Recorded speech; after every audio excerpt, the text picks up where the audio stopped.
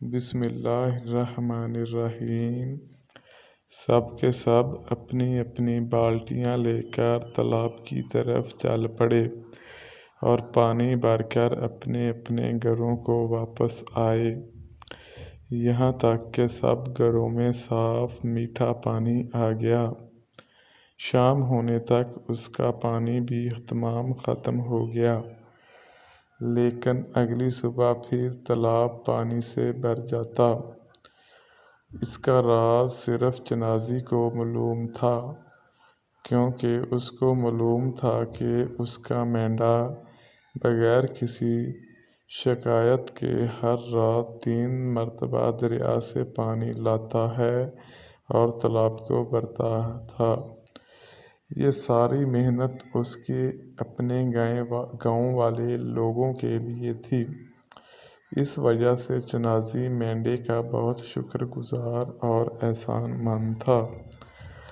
آخر کار اسی طرح کرتے ہوئے 100 دن گزر گئے۔ ایک رات معمول کے مطابق مینڈا پانی لانے کے لیے گیا۔ رات گزر گئی، صبح ہو گئی، مرغوں نے اذان دینی شروع کر دی، لیکن وہ واپس نہ آیا۔ چنازی بہت پریشان تھا، کیونکہ ہر طرف اجالا پھیل گیا اور سورج نکل آیا، پھر بھی مینڈا نہ آیا۔ اس کی سمجھ میں نہیں آ رہا تھا کہ اس کی وجہ کیا ہو سکتی ہے۔ آخر کار مینڈے کو تلاش کرنے کے لیے دریا کی طرف چل پڑا۔ وہ پہاڑوں کے ارد گرد دوڑتا ہوا مینڈے کو آوازیں دیتا رہا، مگر اس کا کوئی جواب نہ آیا۔ وہ بہت دیر تک پہاڑوں میں تلاش کرتے ہوئے آخر اس کو مینڈا مل گیا۔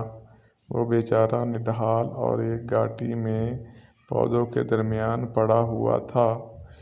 اس نے کہا، چنازی بھائی، دریا کے ایک بدکار جن نے میرا پاؤں کاٹ دیا ہے، جس کی وجہ سے اب میں چل نہیں سکتا۔ یہ سن کر چنازی کو بہت دکھ ہوا۔ اس نے بہت احتیاط سے اس کو اٹھایا اور واپس گھر کی طرف چل پڑا۔ اس کے بعد گاؤں کا تالاب خشک ہو گیا اور گاؤں والے ایک بار پھر میٹھے اور شفاف پانی سے محروم ہو گئے۔ چنازی بہت غصے میں آ گیا اور اس نے دریا کے جن سے بدلہ لینے کا ارادہ کیا۔ کئی دنوں کی محنت کے بعد اس نے مینڈے کا دوبارہ ایک نیا پاؤں بنایا۔ ایک رات جب آسمان ستاروں سے بھرا ہوا تھا، اس نے چاند اور سورج کا وہ تعویذ نکالا جو اسے ورثہ میں ملا تھا، اور مینڈے کو ساتھ لے کر دریا کی طرف چل دیا۔ دریا کی سطح پر لہریں چمک رہی تھیں اور جنگل میں بہت تیز آندھی چل رہی تھی۔ دریا کا جن بہت بڑی چٹان کی طرح سر کو جھکائے بیٹھا تھا۔ اس کو دیکھتے ہی چنازی غصے میں آ گیا اور فوراً جن کے سامنے بھی آ گیا۔ اس نے کہا، تم کس طرح کے جن ہو؟